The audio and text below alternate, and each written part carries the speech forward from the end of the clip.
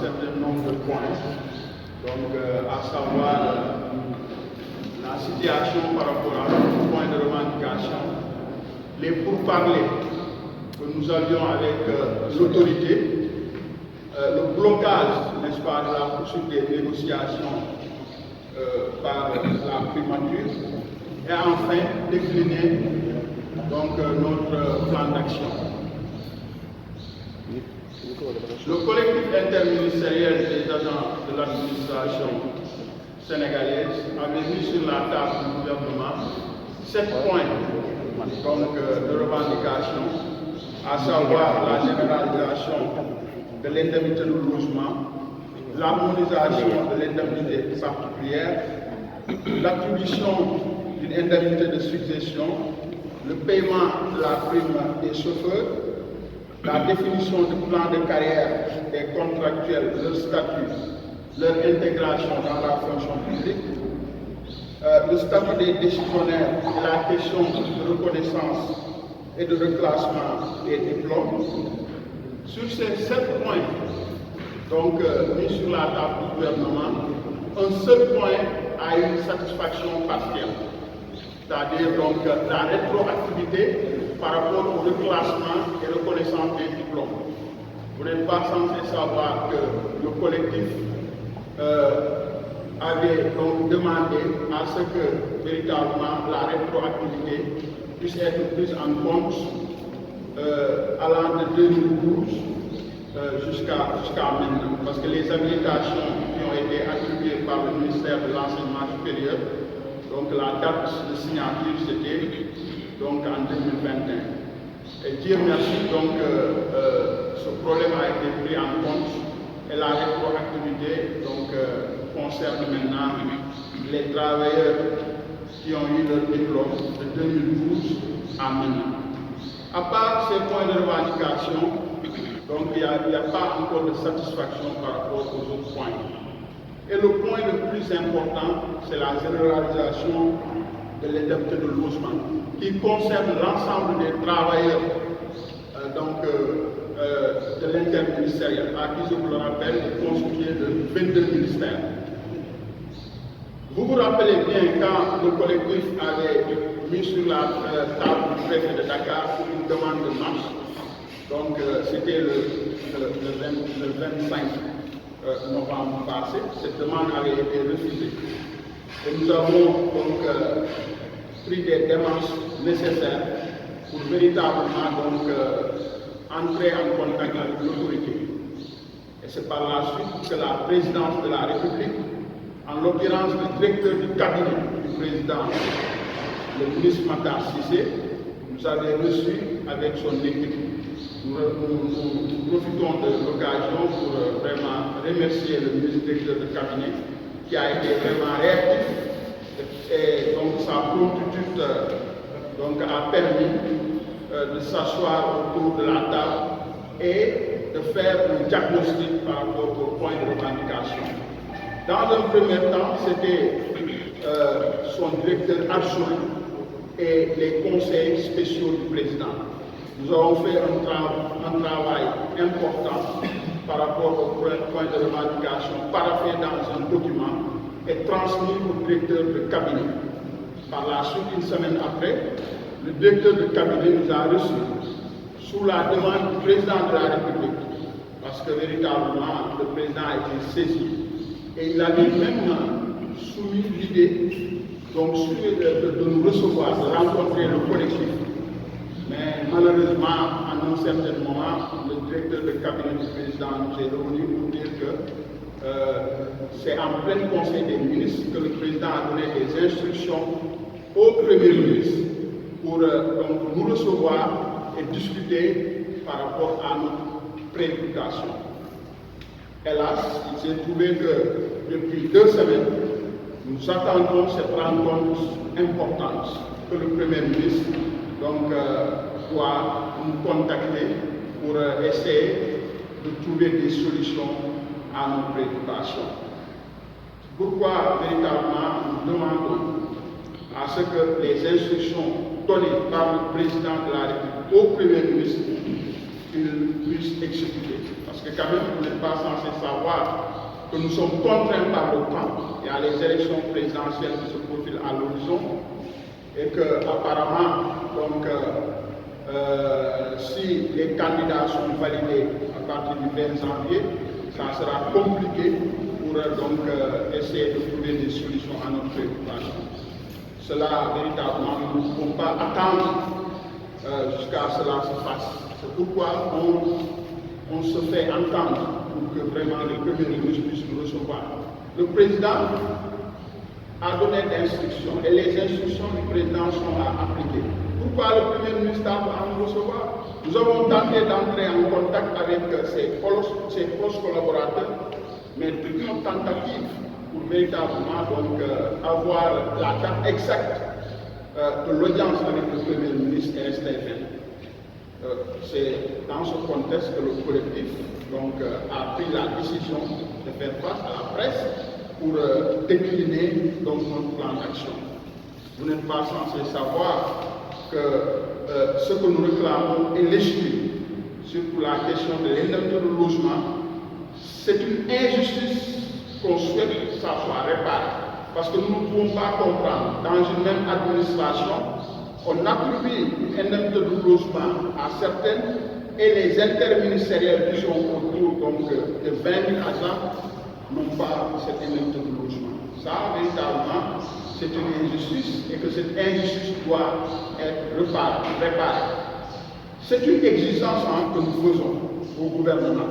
Parce que quand même, toutes les inégalités liées au dysfonctionnement donc, salarial, l'inéquité salariale, la cause, c'est le gouvernement.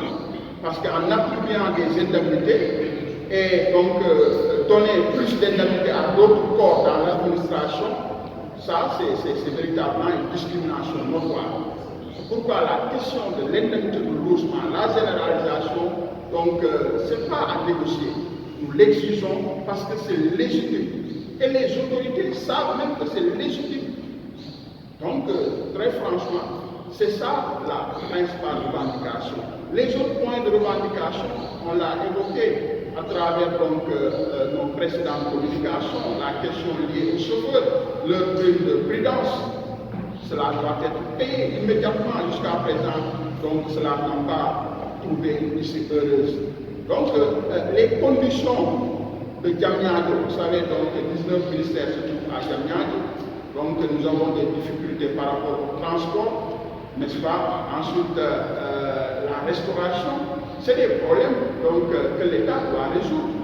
Et quand nous avons posé le problème à la présidence, je pense que le directeur de cabinet nous avait dit que cela même ne devrait pas attendre le président parce que c'est des questions donc, vraiment qui doivent régler immédiatement. Donc il y a aussi l'harmonisation de l'indemnité particulière. C'est des dysfonctionnements internes dans la fonction publique. L'attribution d'une indemnité de succession, n'est-ce pas? Ça aussi, donc, nous réclamons donc, au niveau gouvernemental pour que cela véritablement puisse trouver une issue heureuse. Donc, la question des contractuels.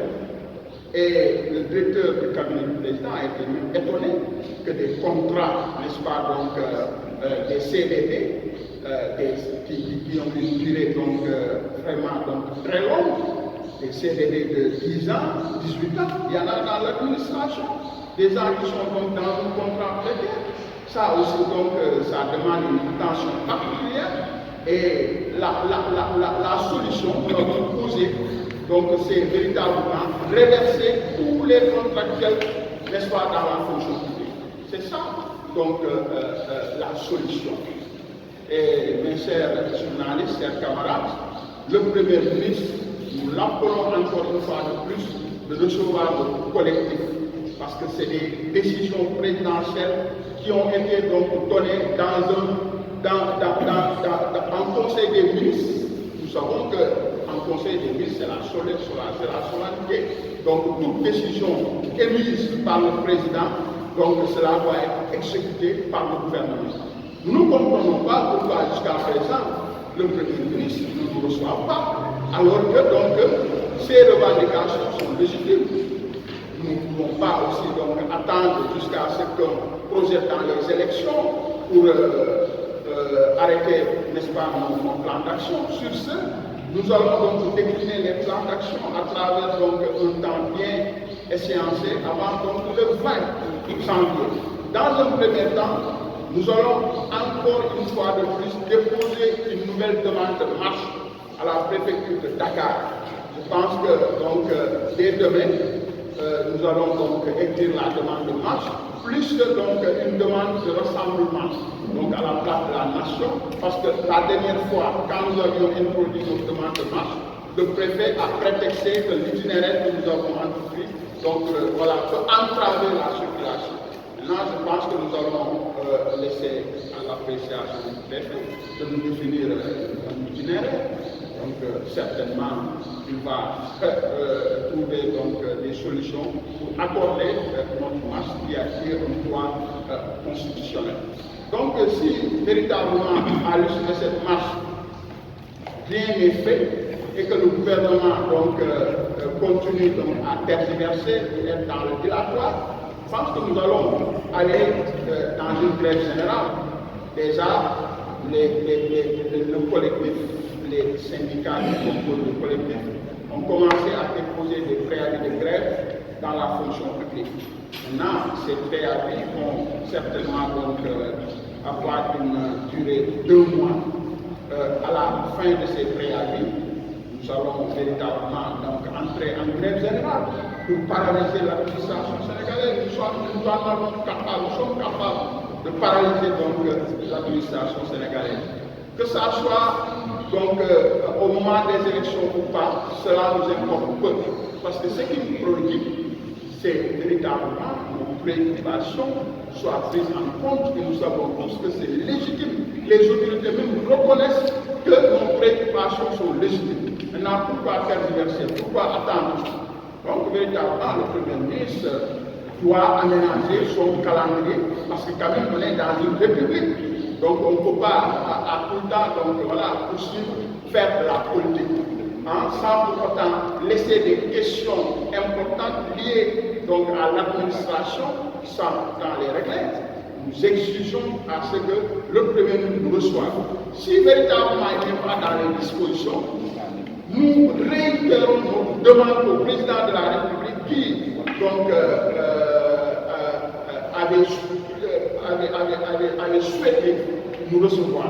Donc nous réitérons notre demande au président de la République. Je pense que si le président de la République nous reçoit, cela va faciliter donc, nos préoccupations et certainement nous allons trouver une issue heureuse à l'issue donc de ces négociations, je dirais de ces rencontres qui sont très déterminantes. Donc, chers journalistes, chers camarades, je pense que c'est ces mois que nous voulons partager à la presse parce que vous savez qu'on est resté 1 mois sans pour autant donc, faire savoir où est-ce que nous en sommes par rapport à notre point de revendication parce que nous étions en négociation avec les autorités. Donc c'est le plus haut sommet, la présidence de la République, donc qui nous a reçus 2 fois et travaillé sur nos plateformes revendicatives. Le président était au courant, qui a donné des instructions. Ces instructions doivent être donc respectées.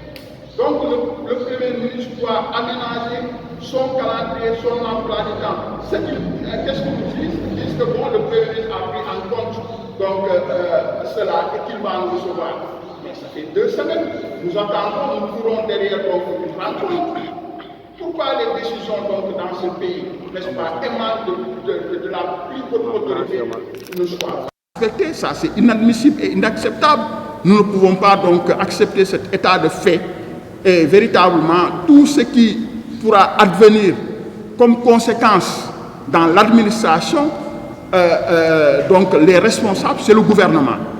Avant d'en arriver à cette situation, nous réitérons encore une fois de plus cette demande pressante au Premier ministre de recevoir le collectif. Sinon, toutes les conséquences qui seront issues, n'est-ce pas, donc, de ce qui adviendra par rapport donc, au plan d'action que nous allons mettre en place, le gouvernement sera responsable. Donc, chers journalistes,